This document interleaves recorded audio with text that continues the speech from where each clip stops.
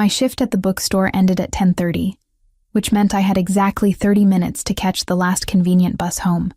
I made it with 3 minutes to spare, collapsing into a seat near the back while Chicago's October cold seeped through my green jacket.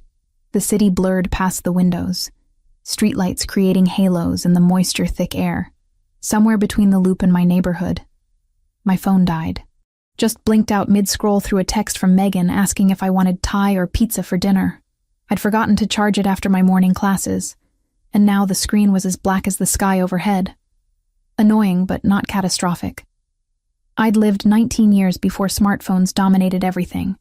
I could survive 40 minutes without one. By the time I stepped off the bus 3 blocks from my apartment, the drizzle had transformed into legitimate rainfall. Not a downpour, but persistent enough to soak through my hair and make my jeans stick to my thighs. I walked faster, shoulders hunched, wishing I'd grabbed an umbrella this morning when the forecast had promised clear skies. Liar forecasts. Typical. My building came into view, a 3-story walk-up that had seen better decades. The rent was cheap enough for a 19-year-old college student working part-time, and Mrs. Park on the 2nd floor always saved me leftovers from her restaurant. Home, or close enough to it after my grandmother died last year. That's when I noticed the vehicles. 3 black SUVs parked along the curb, engines running, exhaust creating small clouds in the cold air. Not unusual for Chicago, except these weren't delivery trucks or ride shares. They were identical, gleaming even under the weak streetlights. Windows tinted so dark I couldn't see inside. Instinct prickled at the base of my spine. I slowed my pace, suddenly conscious of how empty the street was at 11 p.m. on a Tuesday. The logical part of my brain said I was being paranoid. The part that had grown up without parents, that had learned to trust gut feelings, said something was wrong. I should have turned around. Should have walked to the 24-hour diner 2 blocks over and waited until morning. Should have done anything except what I did, which was push through the building's front door and climb the stairs to the 3rd floor. The stairwell smelled like old curry and bleach, familiar scents that usually meant comfort. Tonight they felt wrong, too strong, too ordinary for whatever was making my heart hammer against my ribs. I reached the 3rd floor landing and froze. 12 men in black suits filled the hallway, not clustered together, but positioned with military precision. 2 flanking the stairwell door. 4 spread along the corridor at even intervals. 6 more surrounding my apartment door, 2 on each side and 2 directly in front. They weren't moving, just standing there, hands clasped in front of them, eyes tracking my arrival with unnerving focus. The suits looked expensive, tailored to accommodate broad shoulders and athletic builds, professional, dangerous. Every survival instinct I possessed screamed at me to run. I took 1 step backward, then another. My wet sneaker squeaked against the linoleum. The sound echoed in the suddenly silent hallway. "Miss Mitchell," the voice came from my right. An older man, maybe late 30s, with gray threading through dark hair at his temples. He moved toward me with deliberate slowness, hands visible and empty. "My name is Franco. I need you to stay calm. I need you to get away from me." My voice came out steadier than I felt. "I'm calling the police." "Your phone is dead." He said it gently, like he was talking to a spooked animal. "We know. That's why we're here." Ice flooded my veins. "How do you know my phone is dead?" He ignored the question. "You're in danger. Serious, immediate danger. We need to get you inside your apartment right now." "I'm not going anywhere with you people." I backed toward the stairs again. "I don't know who you are or what you want, but look outside." Franco gestured toward the window at the end of the hallway. 3rd vehicle from the corner, gray sedan. 2 men inside. "They've been watching your building for 40 minutes, waiting for you to come home alone." I didn't want to look. Didn't want to give him the satisfaction. But my eyes betrayed me, flicking toward the window, toward the street below. Through the rain-streaked glass, I could just make out a sedan that hadn't been there when I arrived. Dark shapes inside, barely visible but definitely present. "Who are you?" The question came out as a whisper. "Someone your father trusted." Franco pulled something from his jacket pocket. I tensed, but it was just a key. My key, the spare I'd given to Mrs. Park for emergencies. We need to move. Now. Those men are waiting for us to leave you vulnerable. We're not going to let that happen. My father died when I was 3 years old. I know. Something like sadness crossed his face. Thomas Mitchell. He was a good man. One of the best. The sound of my father's name, spoken with such familiarity by a complete stranger, shattered the last of my composure. I don't understand what's happening. I know you don't. But someone inside can explain better than I can. Franco extended his hand toward me. Not touching, just offering. Please, Hannah. We're running out of time. I don't know why I trusted him. Maybe it was the way he said my father's name. Maybe it was the fear that had been building in my chest since I saw those SUVs. Maybe it was just exhaustion and confusion, and the desperate hope that someone, anyone, could make sense of the chaos. I let him guide me to my apartment door. The men in suits parted like water, creating a path. None of them spoke. None of them even looked at me directly, eyes fixed on points past my shoulders as if scanning for threats. Up close, I could see the bulges beneath their jackets. Weapons. These men were armed, standing in my hallway, guarding my door. Franco used my spare key. The lock clicked open with a sound that felt far too loud. He pushed the door inward, gestured for me to enter first. If I walk in there and something happens to me, I said, surprised by how calm I sounded. Those cameras in the stairwell will have footage. The police will know. The cameras have been off for the last 2 hours, Franco said. Not threatening, just factual.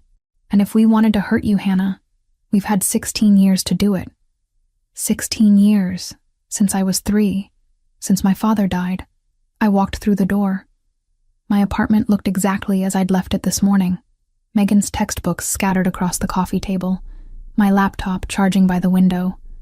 The kitchen sink still had breakfast dishes I'd promised myself I'd wash tonight. Everything normal, everything familiar, except for the man standing by my bookshelf. He was tall, maybe 6'3", with the same athletic build as the men outside. But where they had faded into a collective threat, he commanded immediate attention. Dark hair, styled back from a face that could have been carved from marble.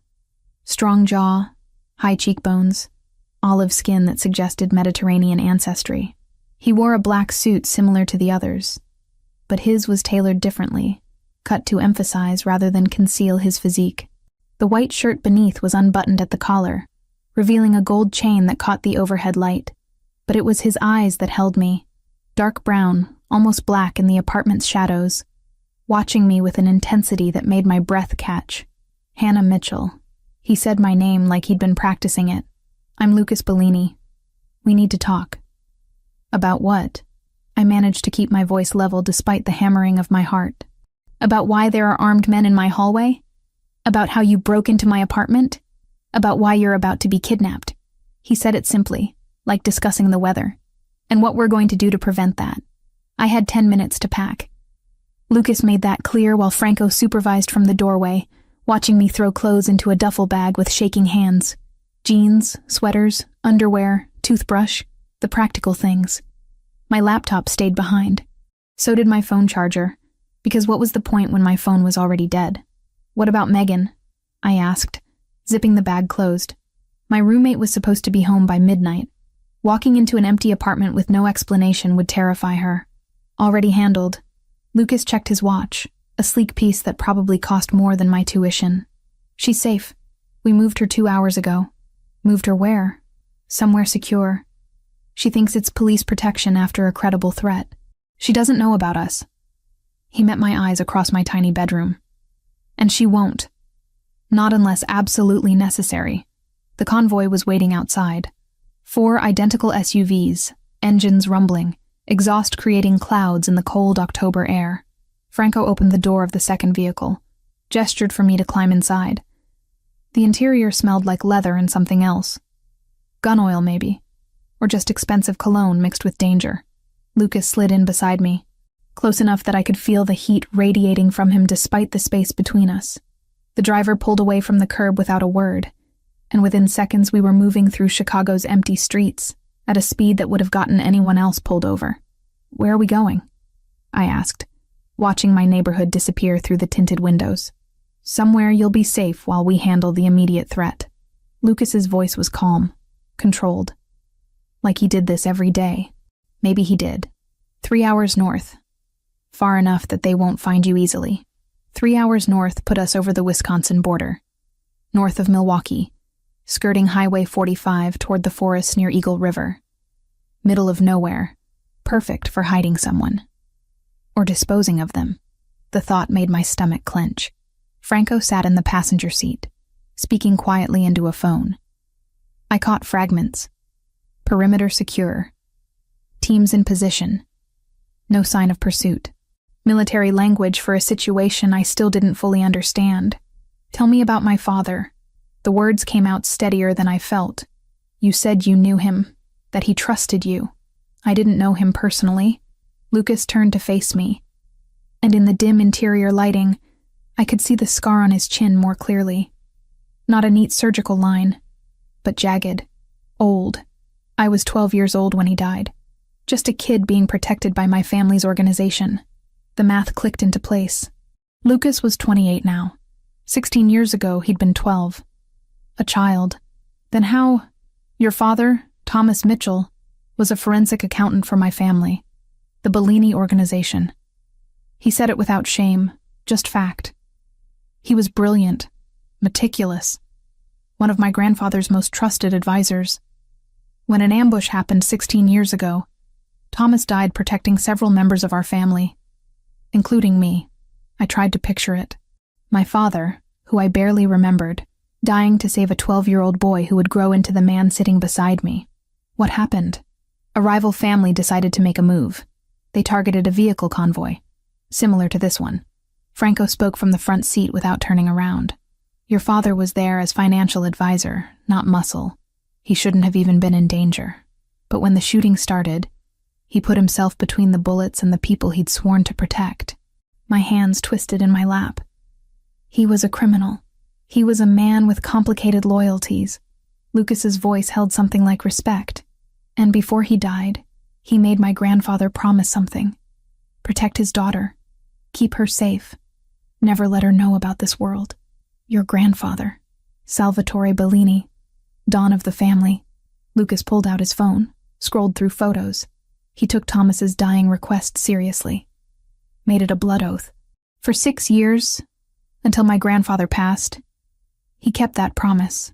Had people watching you, making sure you were safe with your grandmother. He showed me the phone. An old man with fierce eyes and silver hair, wearing a suit that looked uncomfortable. When he died, I was 18. Too young to be Don, everyone said. Too inexperienced. But the family needed leadership, so I stepped up. He swiped to another photo. Himself at 18, looking impossibly young despite the hard edge already visible in his expression. One of my first acts was to honor every promise my grandfather made, including the one to Thomas Mitchell. You've been watching me for 10 years. 16 years total. 10 of those years were my direct responsibility. He didn't apologize, didn't look away.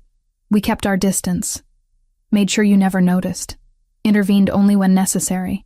The SUV hit the highway, speed increasing. Trees blurred past the windows, darkness punctuated by occasional streetlights. My mind raced through my entire life, trying to spot the surveillance I'd never noticed. How many times had I been in danger without knowing? How many close calls had been averted by invisible hands? The 'Ndrangheta. Franco spoke the word like a curse. That's the organization that wants you now. They discovered your connection to us about 3 weeks ago. Been planning this kidnapping ever since. Why now? Why not when I was a kid? Why wait 16 years? Lucas and Franco exchanged a look. Some silent communication passed between them. Finally, Lucas spoke. Your 20th birthday is in 2 months. When that happens, your father's will is unsealed. My father's will? Thomas was careful. Smart. He knew what he was involved in carried risks. Lucas pulled up more files on his phone. Legal documents, bank statements, property deeds. He set up a trust that activates when you turn 20. $3.2 million. A property in Italy. Shares in several legitimate businesses. Your inheritance. The number hit me like physical impact. $3 million? Your father spent 16 years accumulating wealth through legitimate means. Forensic accounting pays well, especially when you're as good as he was. Franco glanced back at me. He wanted you to have resources, safety, the ability to choose your own life, and the 'Ndrangheta wants to control that money through me. The pieces fell into place. They grabbed me, forced me to sign over the accounts. Then what? Kill me? Most likely. Lucas said it without inflection. Or keep you alive as leverage against us. Either way, you'd be a tool, a thing to be used. The SUV exited the highway, turning onto smaller roads. We'd been driving for over 2 hours, though I'd lost track of time somewhere between revelation and shock. My life, my father, everything I'd thought I knew had been rewritten in the span of a few hours. I need to talk to Megan. The request came out firmer than I felt. Right now. I need to know she's actually safe and not another lie. Lucas considered for a moment, then nodded. Franco, arrange a video call. Supervised, but let her see her friend is okay. 20 minutes later, we pulled through gates that appeared out of nowhere. High walls, security cameras every 50 feet, guards in dark clothing patrolling the perimeter. The property beyond was massive, a modern mansion built into the hillside, all glass and stone and defensive positioning. This wasn't a home. It was a fortress. They set me up in a room that would have been nice under different circumstances. King bed, private bathroom, windows overlooking dark forest. Franco handed me a phone, already dialing. Megan's face appeared on the screen. She looked tired, scared, but unharmed. Hannah! Oh my God, where are you? The police came and said there was a threat, and... I'm okay. I cut her off before she could spiral. I'm safe. Are you? Yeah. I'm in some hotel with like 6 cops outside my door. They won't tell me anything except that someone was planning to hurt us. Her eyes searched the screen. What's happening? Do you know more than me? No. The lie tasted bitter. Just stay where you are. Do what they tell you. This will be over soon. We talked for 5 more minutes before Franco ended the call. I handed back the phone, feeling hollow. Another lie added to the pile. Another person I cared about kept in the dark for their own protection. Lucas appeared in the doorway. You should rest. Tomorrow we'll start making plans. Plans for what? For ending this. For making sure the 'Ndrangheta never threatens you again. He turned to leave, then paused. Your father was a good man, Hannah. Everything he did for you. I've spent 10 years honoring that. I'm not about to stop now. He left me alone in that expensive prison, surrounded by luxury and danger in equal measure. I sat on the edge of the bed, hands shaking, mind reeling from information overload. My father wasn't who I thought. My life wasn't what I believed. And somewhere out there, men wanted to kidnap me for money I didn't even know existed. I didn't sleep that night. Just sat by the window, watching armed guards patrol the grounds, wondering how my ordinary life had become this nightmare. The first 3 days blurred together in a haze of information I couldn't fully process. Franco became my reluctant tour guide through my father's secret life, bringing boxes of documents to the dining room, where I spread them across expensive mahogany-like crime scene evidence. Letters. Dozens of them, written in my father's careful handwriting. Addressed to me but never sent. Dated from the year he died until the year I turned 10. I read them chronologically, watching him age on paper, watching him document my childhood from a distance he could never cross. You lost your first tooth today. One read. Your grandmother called to tell me. She doesn't know I still check in, that I have someone watching to make sure you're safe and happy. You put the tooth under your pillow. I wish I could be the one to leave money, to see your face in the morning. My hands shook holding that page. I was 6 when I lost that tooth, could barely remember the moment.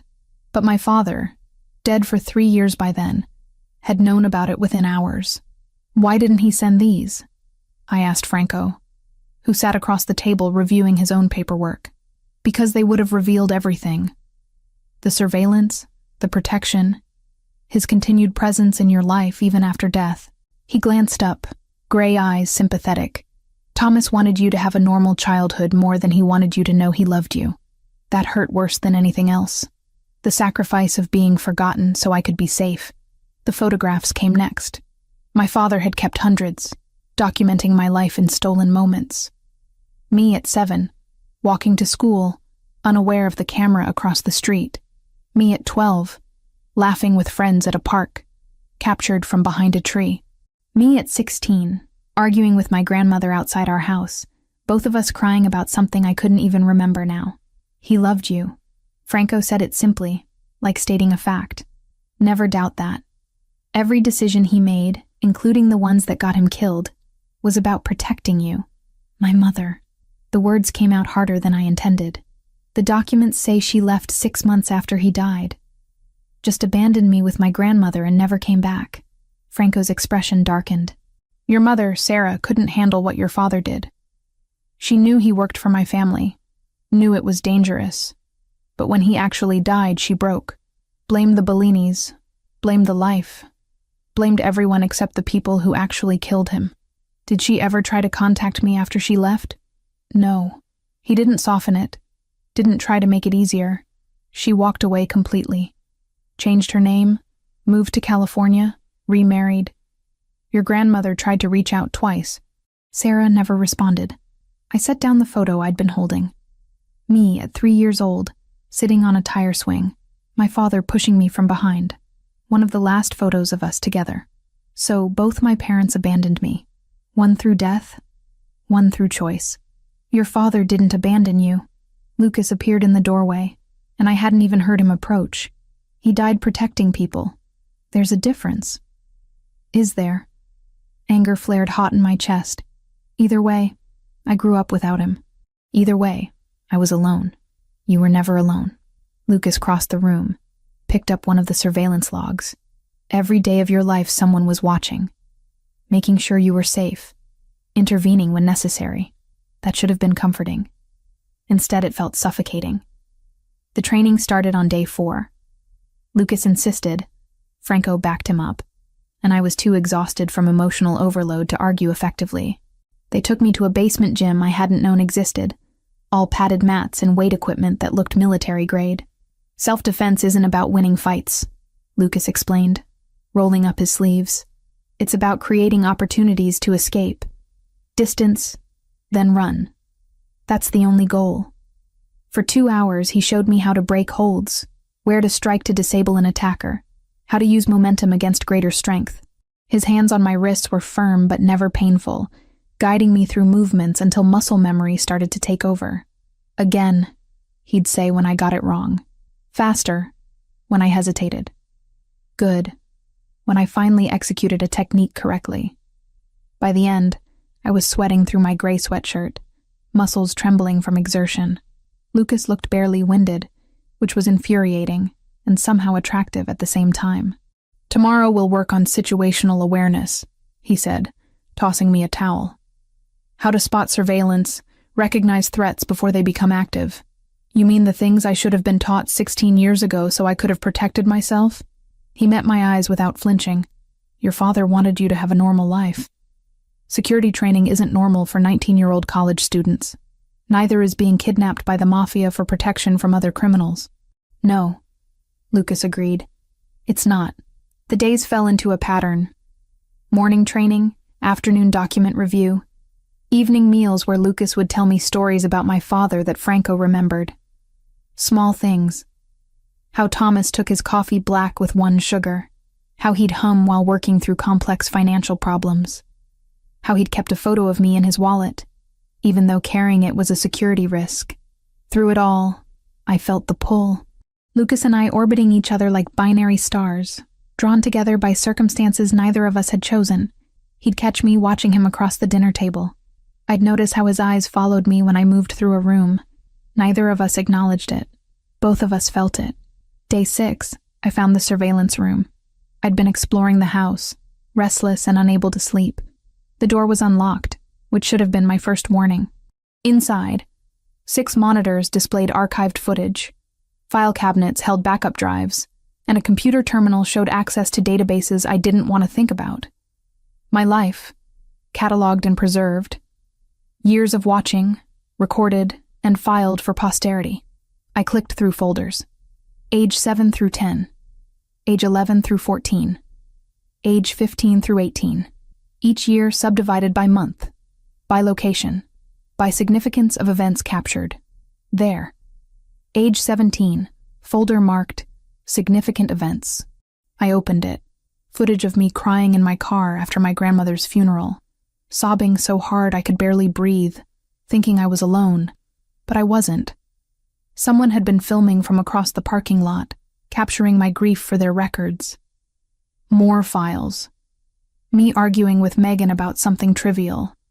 Me studying late in the library. Me on a terrible first date with a boy from my linguistics class. Me. All observed. All documented. All violated. I heard footsteps behind me and turned. Lucas stood in the doorway, watching me watch footage of my own life. Get out. My voice shook with rage. Hannah. I said get out. I was screaming now, standing, hands clenched into fists. You watched me, all of you, every private moment, every time I thought I was alone. You were there. We were protecting you. You were invading me. I swept my arm across the desk, sending files and drives crashing to the floor. This isn't protection. This is control. This is ownership. Lucas moved into the room, and I backed away until I hit the wall. He stopped several feet away, giving me space but not retreating. You're right, he said quietly. We crossed lines. Ethical lines that shouldn't have been crossed.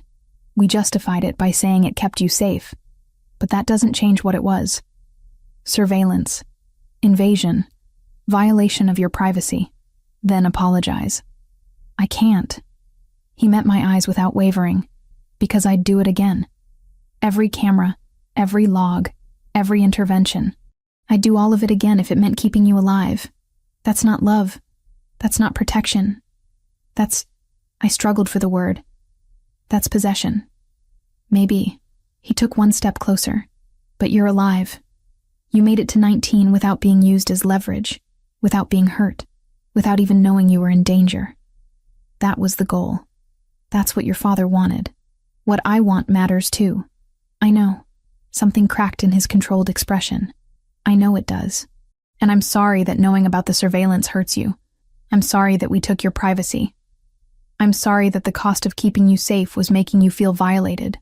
But you're not sorry you did it. No, I'm not. I wanted to scream at him. Wanted to hit him. To break something. To express the fury burning through my chest. Instead, I slid down the wall until I was sitting on the floor. Knees pulled to my chest. I don't know if I can forgive this. Lucas sat down too, staying on the other side of the room. Not crowding me. Just present. You don't have to. But I need you to understand something.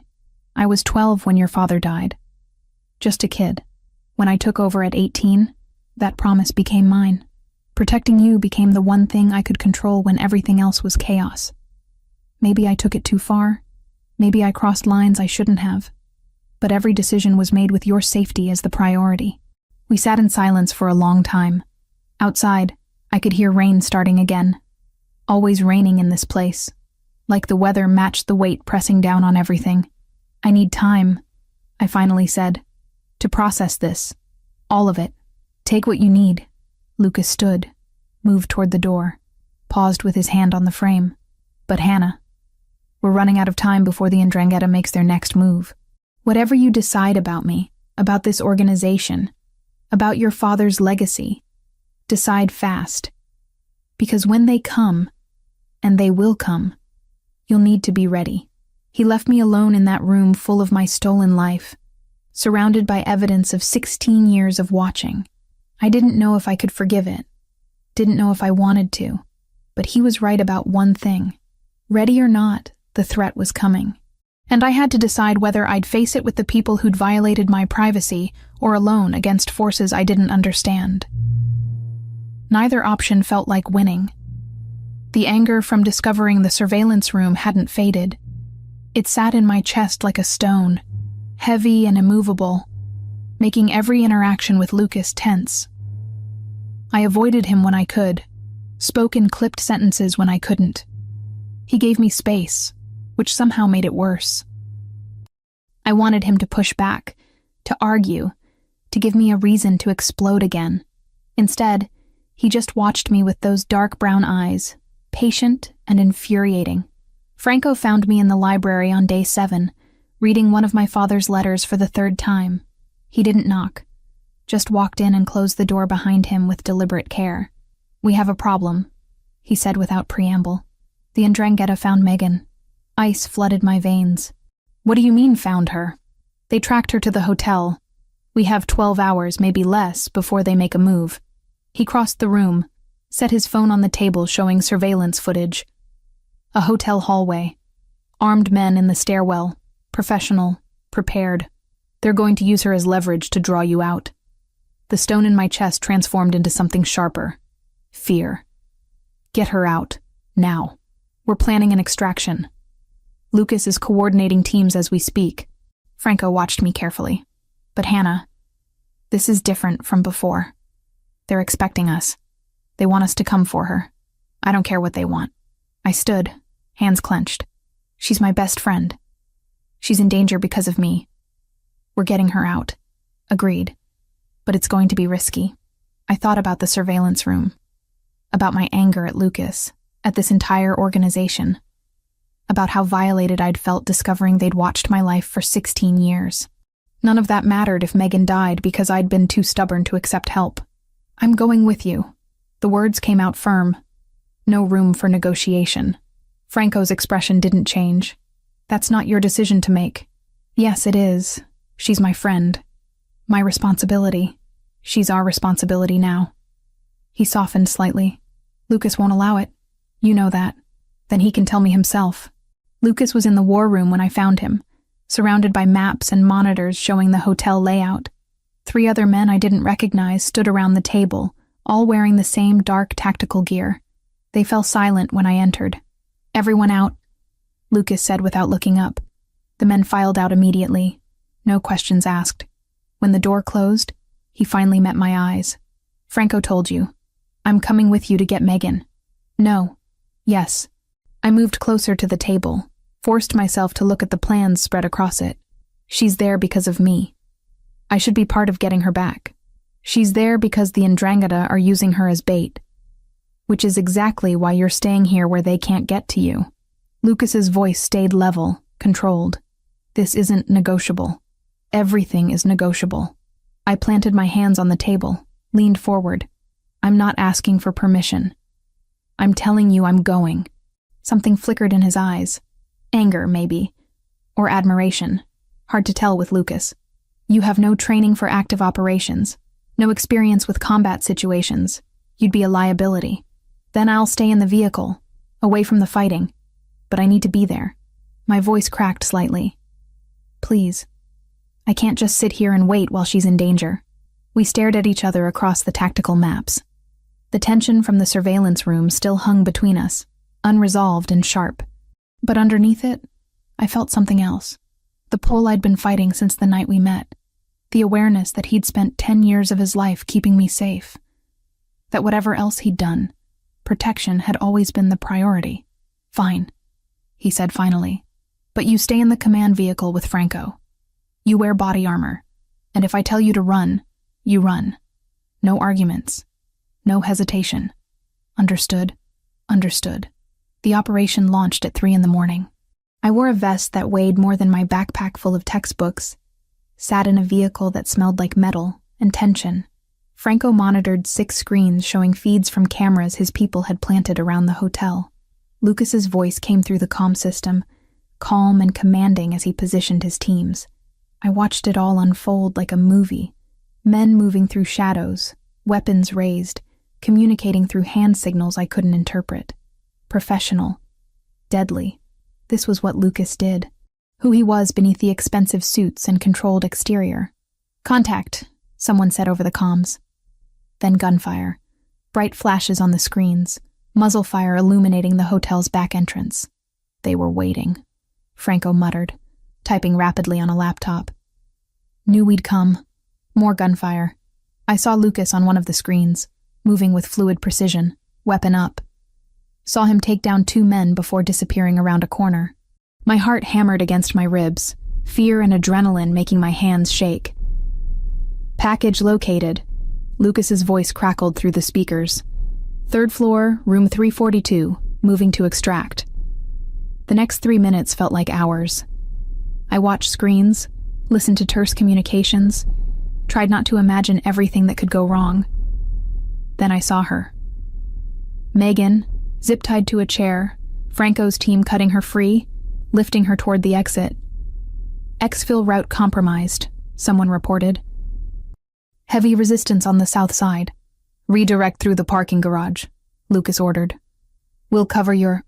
Explosion. One of the screens went dark. Static filled the comm system. Franco cursed, switching frequencies, trying to re-establish contact. "Lucas?" I couldn't help it. His name escaped before I could stop it. "I'm fine." His voice came back, strained now. "Took a hit, but I'm mobile. Getting to the garage now." The command vehicle's door opened. 2 of Lucas's men, supporting Megan between them. She was crying, shaking, alive. They pushed her into the vehicle and I grabbed her, pulled her close while she sobbed against my shoulder. "You're okay," I whispered, over and over. "You're safe now." Lucas appeared in the doorway 30 seconds later, and I saw the blood immediately. Dark stains spreading across his left shoulder, soaking through his tactical vest. He moved like it didn't hurt, giving orders, checking on Megan, coordinating the retreat. But I saw the tightness around his eyes, the careful way he held his arm. "You're shot. It's a graze." He didn't look at me.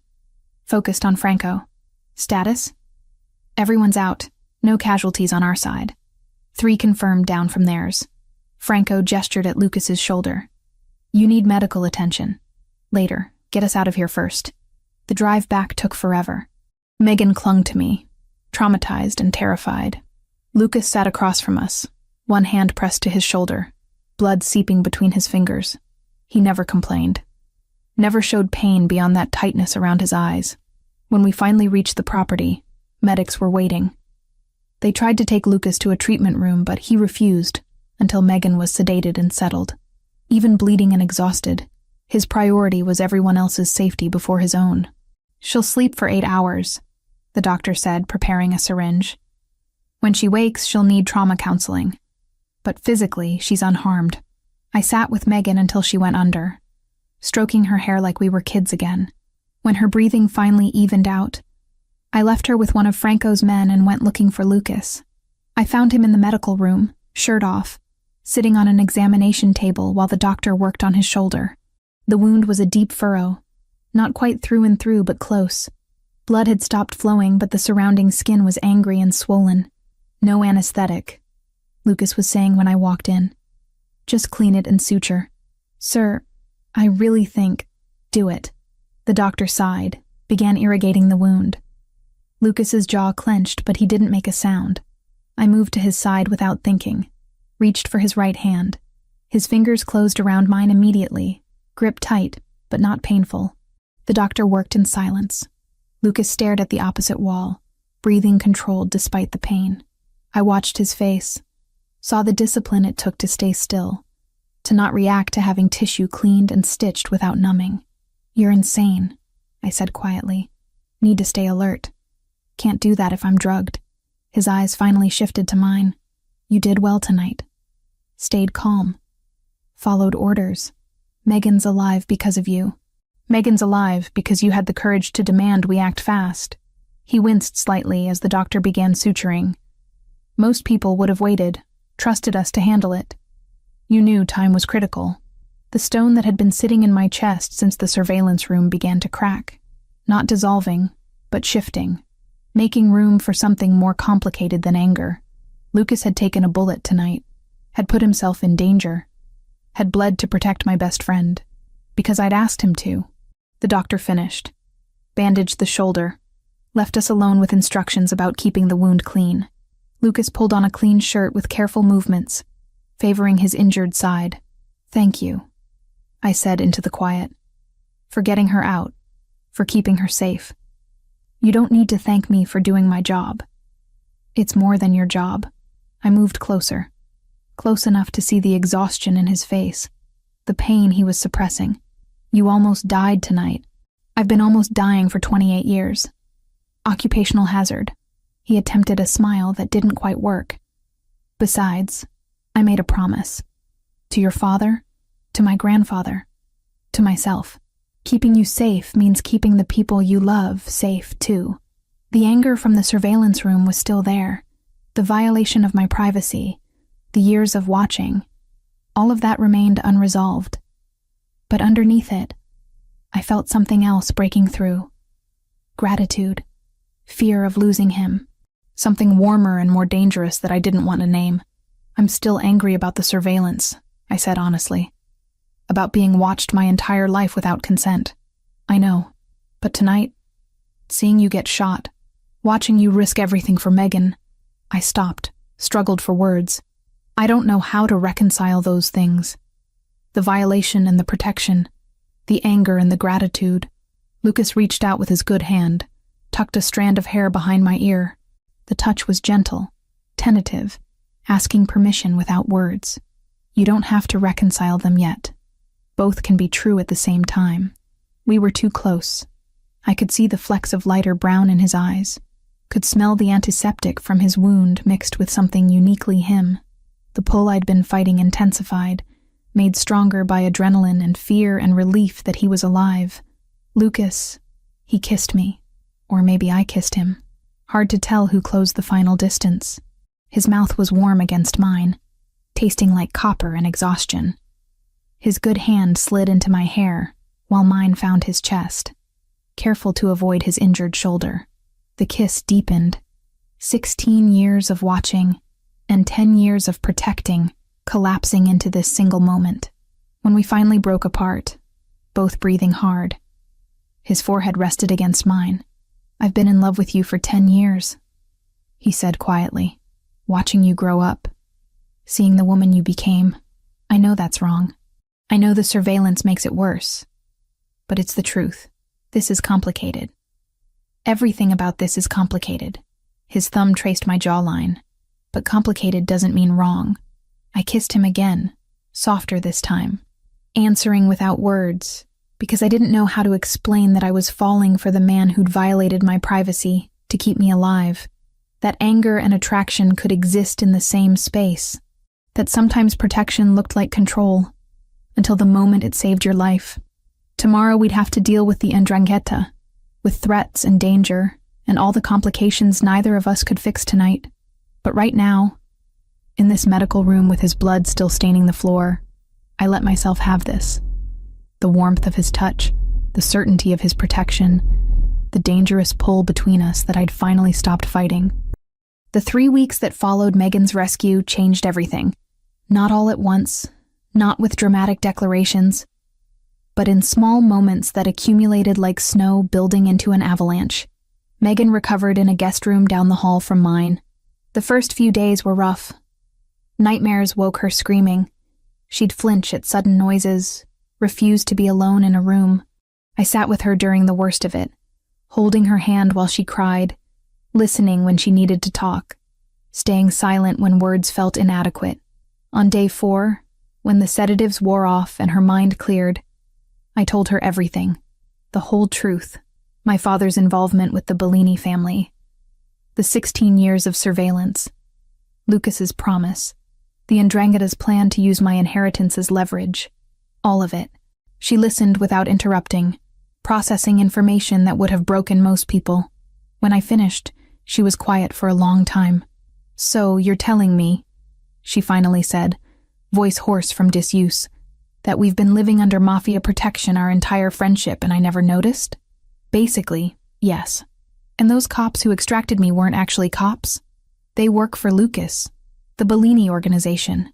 She absorbed that, fingers twisting in the bedsheet. My family. Are they safe? Lucas has people watching them, discreetly. Your parents think it's neighborhood watch, being extra vigilant after recent crime reports. I watched her face for signs of panic. They're completely safe. Okay. She nodded slowly. Okay, that's good. You're handling this remarkably well. I was kidnapped by Italian mobsters, rescued by different Italian mobsters, and now I'm recovering in a fortress guarded by yet more Italian mobsters. A hysterical laugh escaped her. I think my capacity for shock is maxed out. We sat together until she fell asleep naturally, without drugs. Progress. The training intensified after that. Lucas took me to the basement gym every morning at 6, running me through scenarios until my muscles screamed and my brain felt like mush. But this wasn't the basic self-defense from before. This was serious preparation for survival. If you're being followed, you need to recognize it before they make a move. Lucas walked me through a mock-up of downtown Chicago they'd constructed in one of the property's warehouses. Storefronts, street corners, complete with mannequins positioned as pedestrians. Same face showing up 3 times in different locations. Someone maintaining consistent distance behind you. Reflections in windows showing unexpected movement. I practiced for hours, identifying planted threats among the fake crowds, learning to use reflective surfaces as mirrors, memorizing escape routes from every location. The weapons training was harder, not physically, but mentally. Holding a gun still felt wrong, even after everything I'd witnessed. "You don't have to like it," Lucas said during one session, watching me sight down the range. "You just need to be competent if your life depends on it. I don't want to kill anyone." "Neither do I." He adjusted my stance, hands gentle on my shoulders. "But sometimes the alternative is worse." I thought about that while target practice echoed through the underground range. About my father, who'd died protecting people. About Lucas, who'd taken a bullet protecting Megan. About the gray areas between right and wrong that I'd never had to navigate before. Between training sessions, Lucas and I would talk. Real conversations, not the tense exchanges from those first weeks. He told me about growing up in this world, about the pressure of becoming Dawn at 18, about the loneliness of making decisions that affected dozens of families. "I never wanted this," he admitted one night over dinner. Just the 2 of us in the massive dining room that felt too big for intimacy. My grandfather groomed me for it, but I had other plans. Wanted to study architecture, build things instead of running criminal enterprises. "Why didn't you?" "Because when he died, the family needed leadership, and I was the only blood heir old enough to step up." He swirled wine in his glass without drinking. "So I became what they needed instead of what I wanted." "Do you regret it?" "Sometimes." His dark brown eyes found mine across the table. "But then I think about the alternative. Someone less careful taking over. Someone who wouldn't have honored promises to dying men. Someone who might have used you instead of protecting you." I told him about my dreams too. The languages I wanted to learn, the books I wanted to translate, the ordinary life I'd imagined before all of this. He listened like it mattered, like my small aspirations held weight against his world of violence and power. Franco became an unexpected ally. He'd bring me more stories about my father during afternoon meetings, where we reviewed evidence. "Thomas was brilliant with patterns," Franco said, showing me complex financial flowcharts my father had created. Could spot inconsistencies in accounts that no one else noticed. That's how he discovered the Ndrangheta had infiltrated our Chicago operations 6 months before they struck. He knew they were coming. He suspected. Spent weeks trying to prove it, trying to find the leak. Franco's expression darkened. Found it too late. The ambush happened before he could expose who'd sold us out. That's when the investigation really began. Lucas, Franco, and I spent hours reviewing old files, cross-referencing names, tracking money movements that dated back 16 years. Someone in the Bellini organization had worked with the Ndrangheta back then. Someone who might still be feeding them information now. "Here," Franco pointed to a transfer flagged in my father's notes. "Payment to a Chicago PD lieutenant. Names redacted, but the badge numbers still visible." Lucas made a call. 20 minutes later, we had a name. Lieutenant James Sullivan, retired 5 years ago. One more call confirmed what we suspected. Sullivan had accessed sealed files about my father's death 3 months ago, right before the Ndrangheta started planning my kidnapping. "He's our leak," I said, staring at Sullivan's photo on the monitor. Ordinary-looking man in his 60s. Could have been anyone's grandfather. "Was our leak," Lucas corrected. "Franco, find him. I want to know who he's been talking to and where Alessandro Greco is operating from." Alessandro Greco. The name had come up repeatedly in our investigation. Leader of the Ndrangheta's U.S. operations, 42 years old, ruthless and strategic. The man who wanted my inheritance. The man who'd ordered Megan's kidnapping. When we find him, Lucas said, studying Greco's file, this ends. Without leadership, the Ndrangheta's Chicago cell collapses. You'll be safe. Safe. The word felt foreign. Will I ever actually be safe? Or will there always be another threat? Another organization wanting to use me? Lucas reached across the table, laced his fingers through mine. I can't promise you'll never face danger again. This world doesn't work that way. But I can promise I'll do everything in my power to eliminate current threats and prevent new ones. His thumb traced circles on my palm. The touch was familiar now, comforting. Somewhere between the surveillance room confrontation and Megan's rescue, my anger had transformed into something more complicated. Understanding, maybe, or acceptance that protection and violation could coexist in the same actions. I'm falling in love with you, I said quietly. I don't know if that's Stockholm Syndrome, or trauma bonding, or just genuine feeling. But it's happening. I told you I've been in love with you for 10 years. He pulled me closer, across the table, until our faces were inches apart. Whatever label you want to put on what we have. It's real, and I'm not letting you go. We kissed across the evidence of my father's murder, and the plans to avenge it. Strange place for romance. But nothing about this was conventional. Megan walked in on us 3 days later, found us tangled on the library couch, and just sighed. I'm not even surprised anymore, she said, dropping into a chair.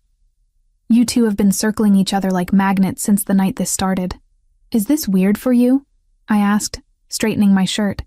Your boyfriend runs a crime syndicate and you're the daughter of a dead accountant who worked for said syndicate. She considered. Yeah, it's weird. But after being kidnapped and rescued, my threshold for weird has significantly expanded. Lucas excused himself to take a call, leaving us alone. Megan studied me with the sharp focus I'd seen her use when analyzing complex legal theories for her pre-law classes. Are you happy? She asked bluntly. I don't know. Happy feels too simple for what this is. Okay. Different question. Do you feel safe with him?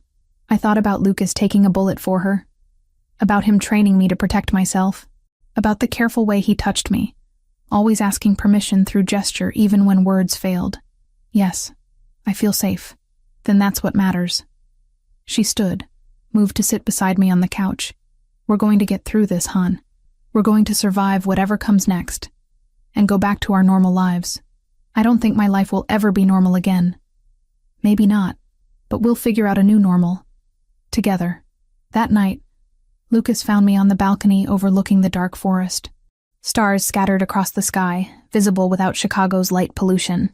He wrapped his arms around me from behind, chin resting on my shoulder. Franco located Sullivan. He said quietly, he's been feeding information to Alessandro Greco for 6 months. Meeting locations, financial details, everything he could access about you. Where is he now? Being questioned. By the time we're done, we'll know exactly where Greco is operating from and how to reach him. I leaned back against Lucas's chest, felt his heartbeat steady against my spine. This is really going to end soon, isn't it? Yes. One way or another.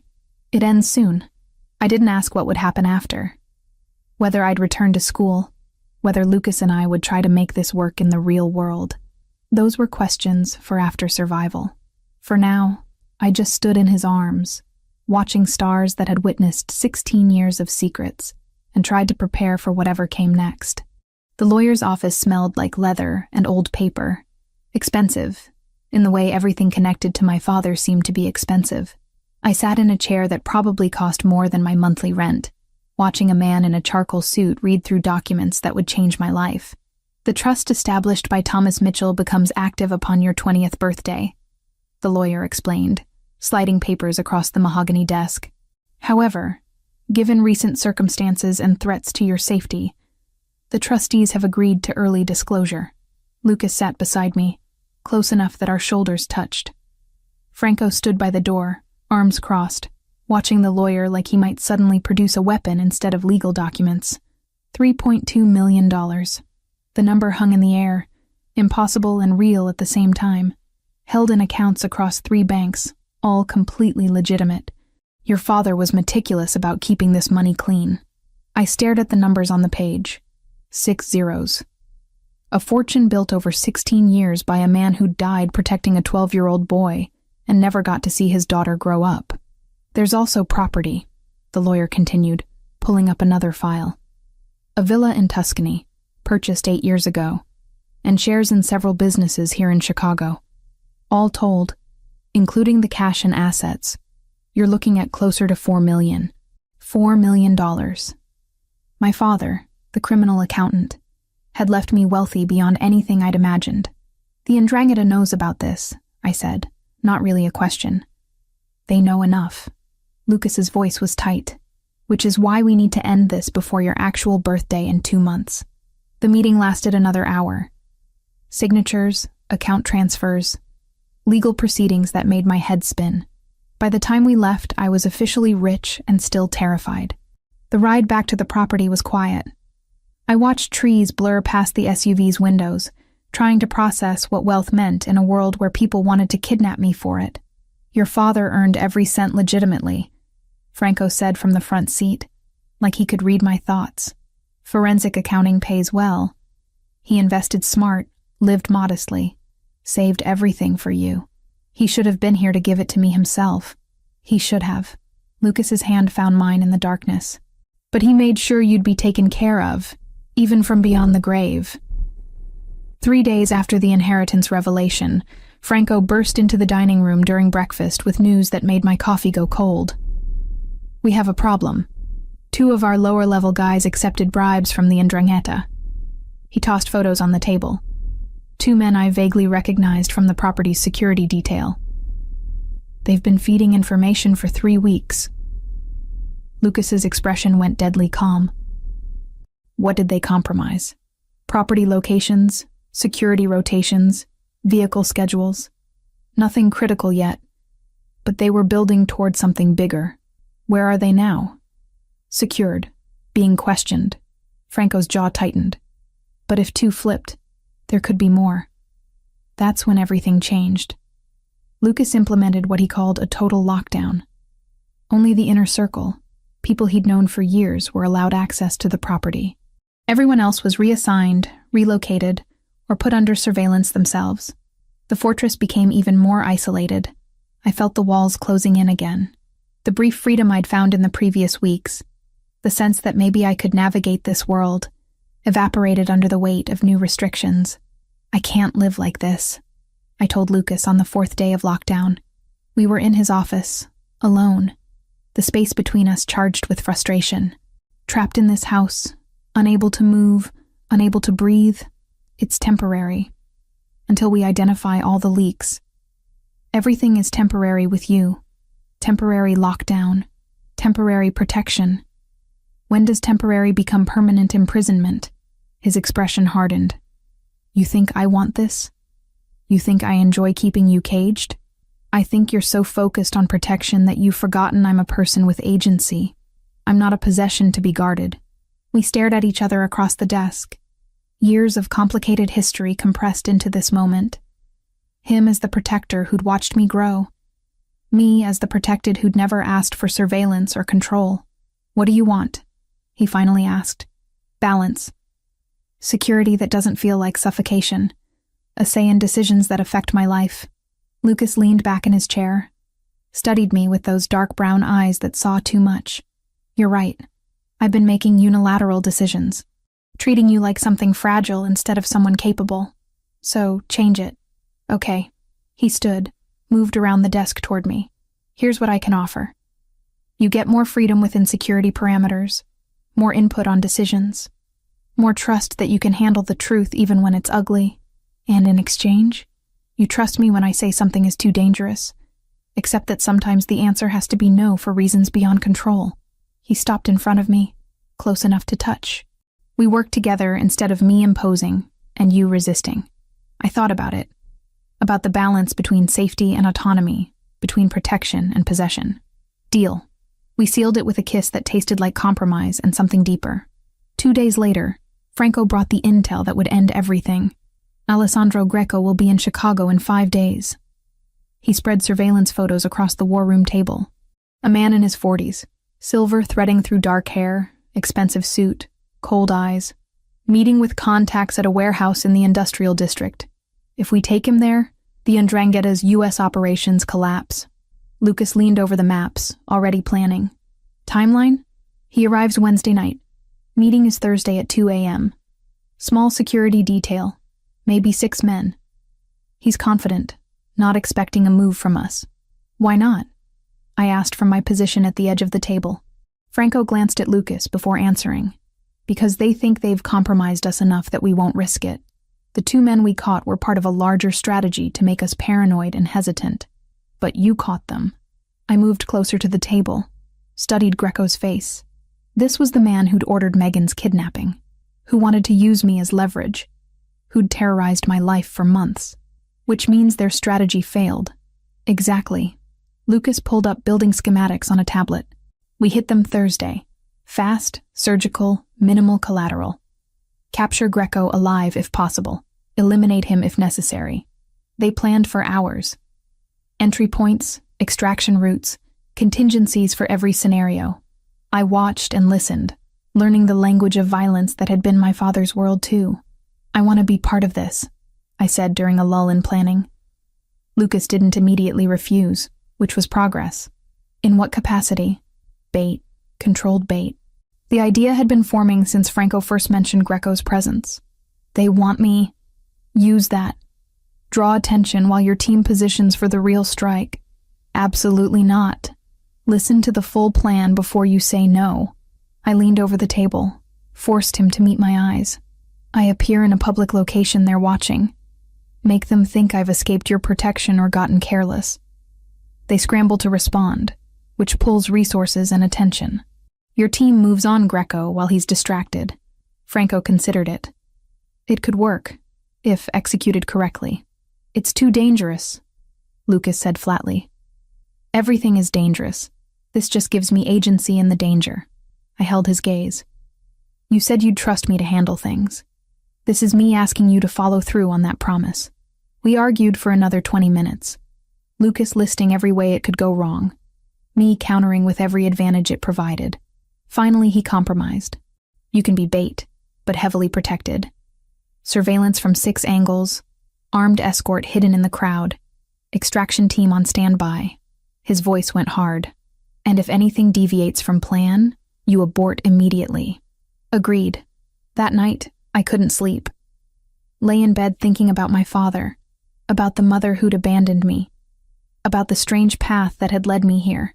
Preparing to help take down a crime lord to secure my own safety felt surreal and inevitable at once.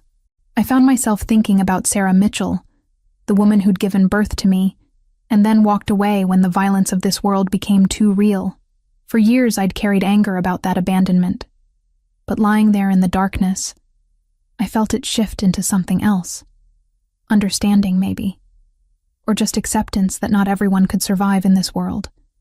That choosing to leave rather than staying and breaking was its own kind of strength. I forgave her, silently, for not being able to be what I'd needed. Lucas found me on the balcony at 2 a.m., wrapped in a blanket against the November cold. Can't sleep? He moved beside me, offered his own warmth, thinking about what happens after. If we survive this, if Greco is neutralized, what comes next for us? What do you want to come next? I turned to face him. Studied the face I'd come to know so well. I want to finish school. Want to live something resembling a normal life. But I also want you in it. Somehow, we figure out how to make this work. It won't be easy. Nothing about this has been easy. I leaned into him. Felt his arms wrap around me. But I'm done pretending I don't want this. Want you. After Thursday, when Greco is handled, we'll figure out the rest. He pressed a kiss to my hair. Together. 5 days until the operation. 5 days until my life changed again, hopefully for the last time. I stood in Lucas's arms under stars that had witnessed 16 years of secrets, and prepared myself for whatever violence came next. This time, I wouldn't be passive. This time, I'd be part of ending the threat, instead of just surviving it. The operation began at 10 p.m. on a Wednesday. I walked into a coffee shop 3 blocks from my old apartment, deliberately choosing a location the Ndrangheta had under surveillance. My hair was down, no disguise. wearing jeans and the same green jacket I'd worn the night Lucas's men first surrounded my building. I wanted to look careless, vulnerable. Franco's voice crackled through the earpiece hidden under my hair. 6 cameras on you. 3 street positions confirmed. They're watching. I ordered coffee I wouldn't drink, sat at a table near the window, pulled out my phone like I had all the time in the world. Every instinct screamed at me to run. Instead, I scrolled through old messages, the picture of ordinary. Lucas was somewhere in the industrial district, positioning teams around the warehouse where Alessandro Greco would be in 4 hours. This was the gamble. Draw 'Ndrangheta attention to me. Force them to scramble resources. Create an opening. Movement, Franco reported. 2 men approaching from the south. Armed, trying to look casual. They're making the grab. My heart hammered, but I kept scrolling. Kept breathing steady. Training kicked in. Awareness without obvious attention. The 2 men entered the shop, split to flank my position. Professional, experienced. On my signal, exit through the back, Franco instructed. 3, 2, 1, go. I stood, moved toward the restrooms like I'd been planning it all along. Behind me, chairs scraped. Footsteps quickened. I pushed through the back door into an alley where 2 of Lucas's men waited. The 'Ndrangheta operatives followed, found themselves facing weapons instead of a helpless target. Down, now. The takedown was fast, brutal, effective. Zip ties, gags, extraction into a waiting van within 90 seconds.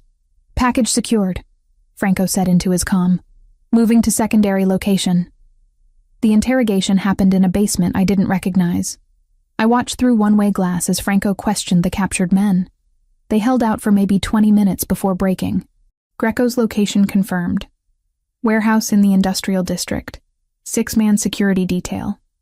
Meeting set for 2 a.m. Lucas's voice came through my phone.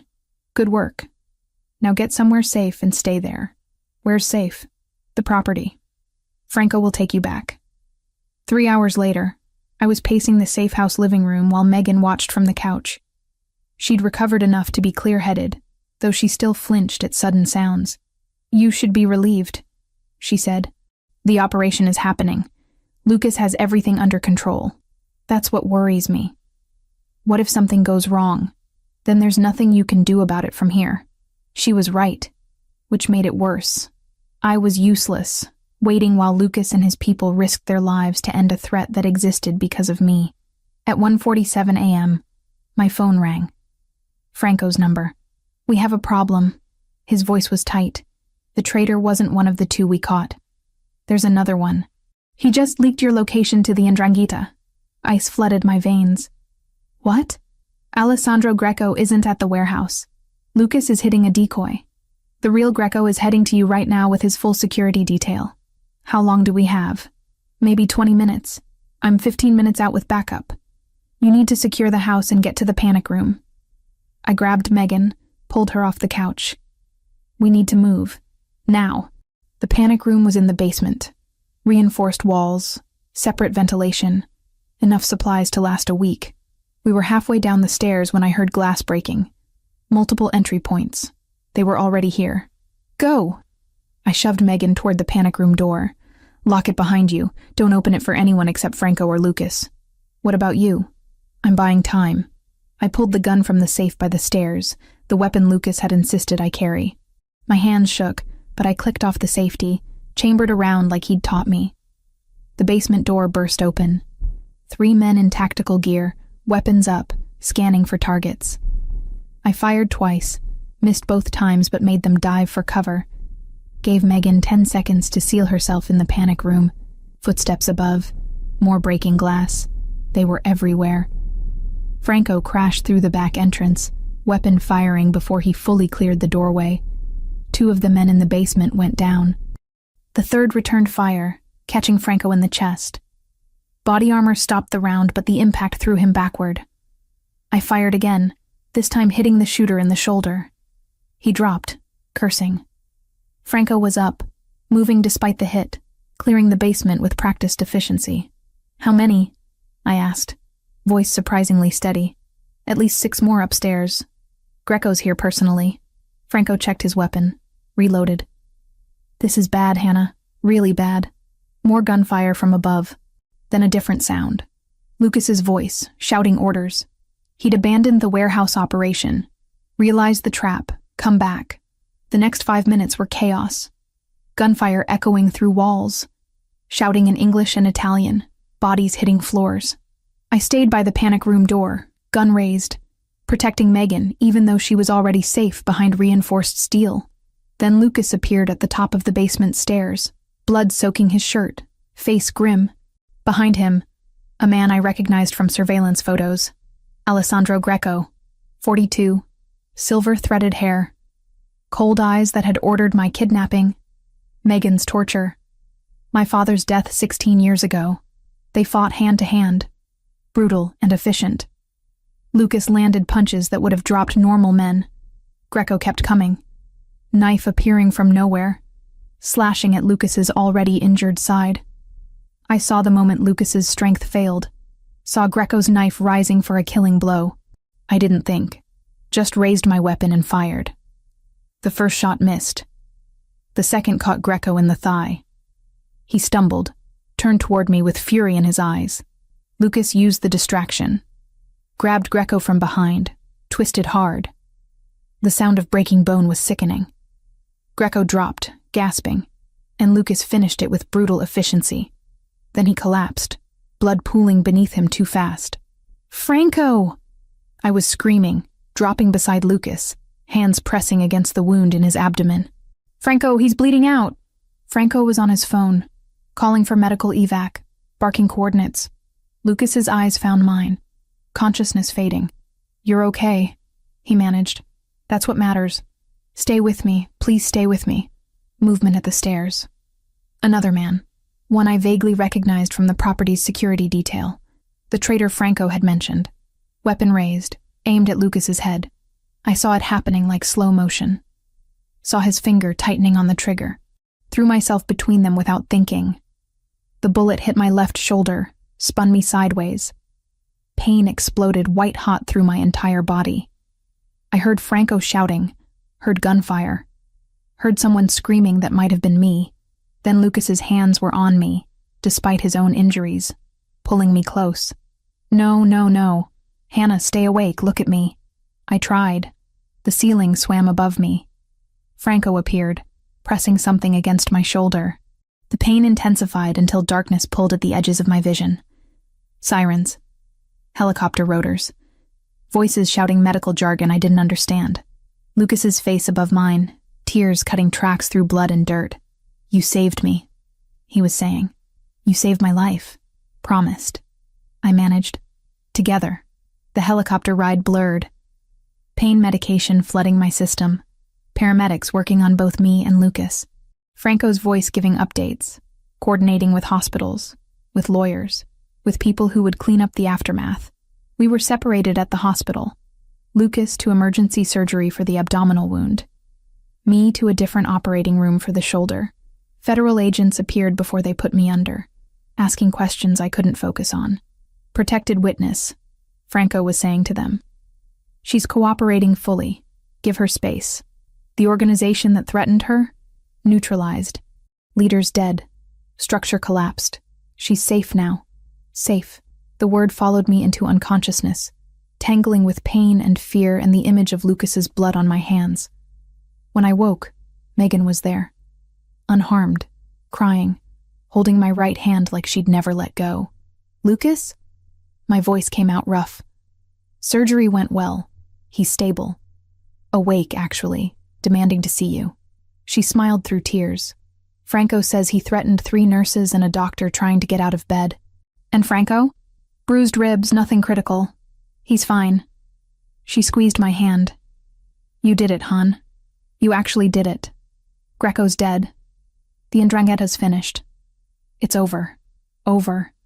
16 years of hidden protection, weeks of terror, all culminating in violence I'd never imagined I'd be part of. And somehow, impossibly, we'd survived. They wheeled me to Lucas's room that evening, both of us bandaged and medicated but alive. He grabbed my hand the moment I was close, pulled me as near as our injuries allowed. "Don't ever do that again," he said fiercely. Don't ever put yourself between me and a bullet. You did it for Megan. That's different." "No." I touched his face. Felt stubble and warmth and life. "It's exactly the same. This is what loving someone means. Protection goes both ways." He kissed me despite the pain it caused his injured abdomen. Despite the nurses watching. Despite everything. When we broke apart, both breathing hard, he pressed his forehead to mine. "When we're healed," he said quietly, "we're going to have a very long conversation about boundaries and acceptable risk." Looking forward to it, federal agents kept us for another day, taking statements, documenting evidence, but Franco's connections held. We weren't arrested, weren't charged. Classified as witnesses who'd acted in self-defense against a criminal organization. The Ndrangheta's Chicago operations collapsed within days. Without Greco's leadership, members fled or were absorbed into other organizations. The threat that had defined my life for months simply evaporated. I'd been shot protecting the man I loved. He'd been shot trying to save me. And somehow, impossibly, we'd both survived to tell the story. 6 months changed everything in ways I hadn't expected. Not dramatically, not with grand revelations, but through the slow accumulation of ordinary moments that somehow felt extraordinary. The surgeries healed. Mine first, because shoulder wounds are simpler than abdominal trauma. Lucas spent an extra week in the hospital, then another month on restricted movement while internal stitching held. I stayed with him through all of it, learning the rhythm of his recovery, the frustration of a man built for action forced into stillness.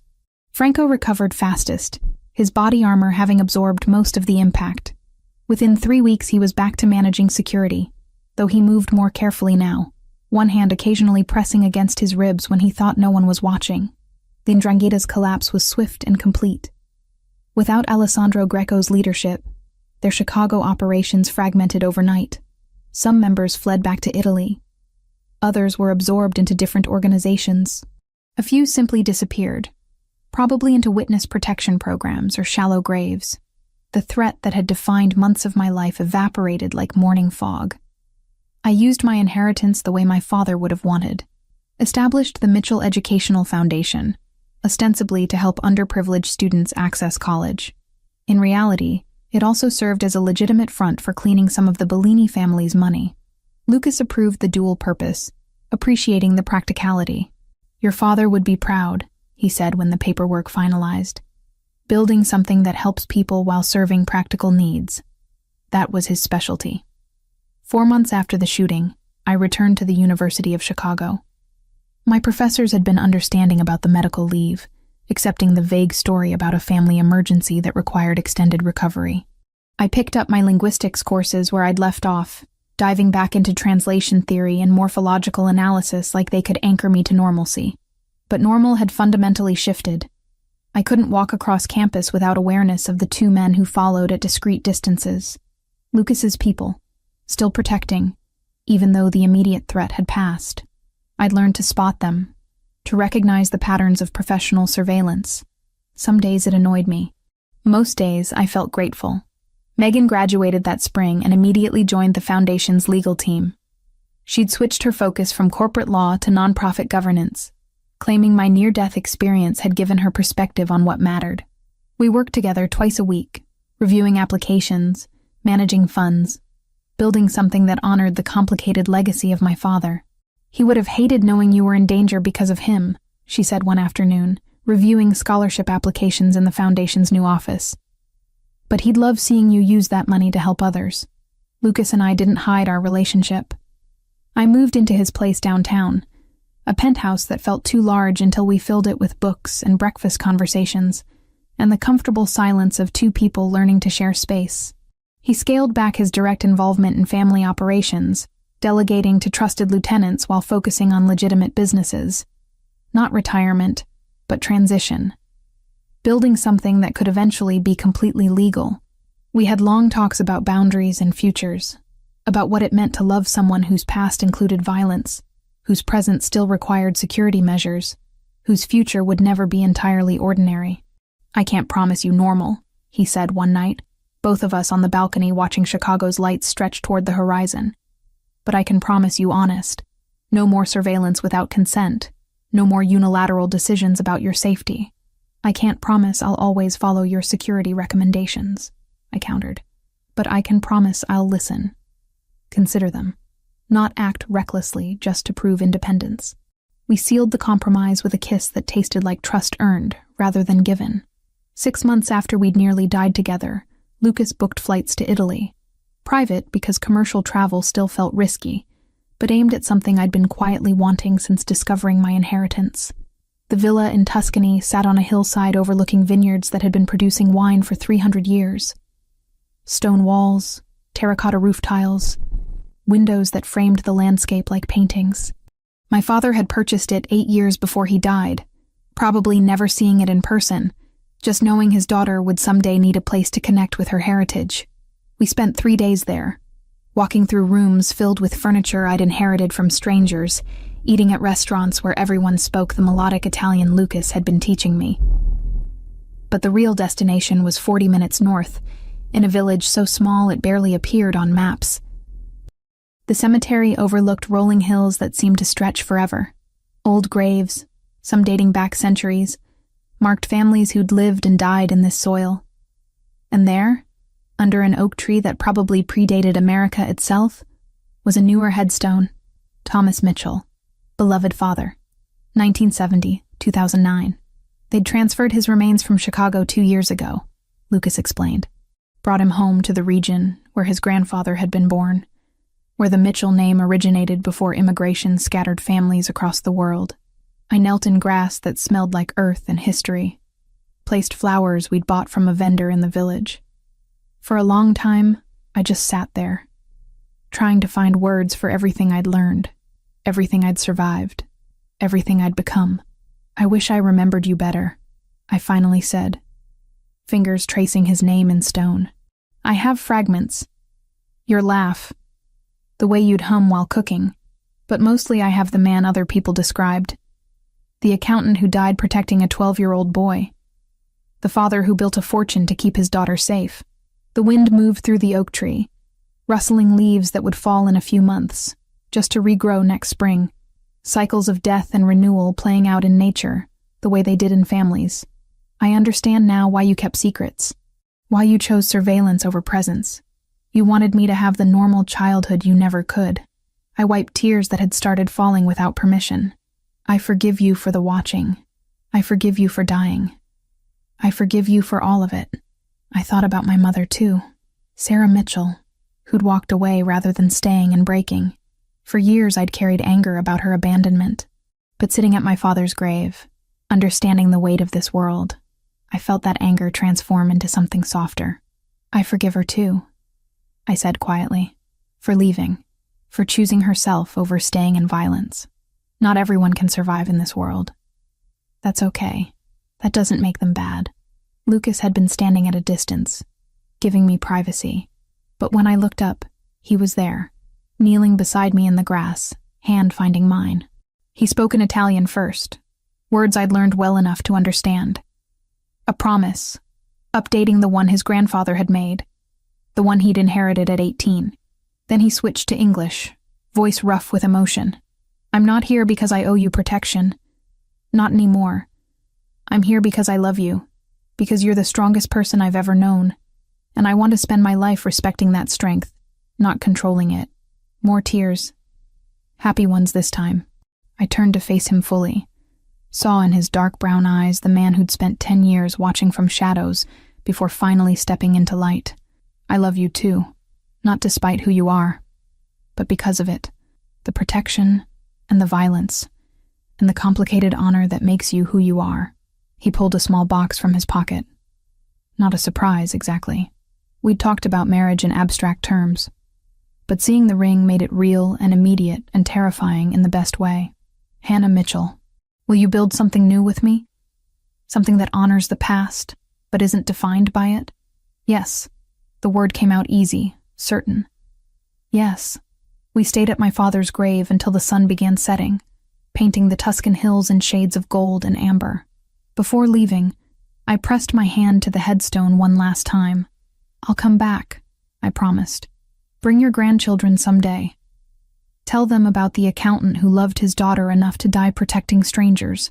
Lucas and I walked back to the car hand in hand, leaving flowers and forgiveness and the weight of 16 years behind us. Italy felt like an ending and a beginning simultaneously. The past honored, the future uncertain but faced together. We flew back to Chicago 2 days later. I returned to university, to the foundation, to the ordinary rhythms of a life that would never be completely ordinary. Lucas continued transitioning the family business, building legitimate operations while carefully disentangling from the criminal world his grandfather had built. Some nights I still dreamed about the warehouse, about bullets and blood and Francesco Greco's cold eyes, but I'd wake to Lucas beside me, real and warm and alive. We'd survived. That mattered more than the nightmares. Megan got engaged that fall. I stood as her maid of honor, watched her marry someone who'd never been kidnapped by organized crime, who'd never needed mafia protection just to exist. The normalcy of her life felt like victory, proof that not everything had to be complicated. My 20th birthday came and went without incident. The inheritance that had caused so much violence became just money, useful for building dreams, but not worth dying over. I finished my degree in linguistics, started graduate work in translation studies, lived the life my father had wanted for me. And through all of it, Lucas was there, not watching from shadows, but present, learning to be a partner instead of a protector. Some days were harder than others. Old habits die slowly, and he'd spent a decade thinking of me as someone to guard rather than someone to know. But we worked through it, building trust one conversation at a time. 2 years after that night in the cemetery, standing on our balcony overlooking Chicago, I realized I was happy, not in spite of everything that had happened, but because of it. The violence had been real, the trauma genuine, but so was the love we'd built from impossible circumstances. "What are you thinking?" Lucas asked, arms wrapping around me from behind. That my father would approve of this, of us. I hope so. I've spent half my life trying to honor his memory. You did more than honor it. You gave me a life worth living. We stood there as the city sparkled below. Two people who'd survived impossibility and chosen to build something real from the wreckage. The past would always be part of us, but the future stretched out, full of ordinary moments and extraordinary love. And that felt like its own kind of redemption.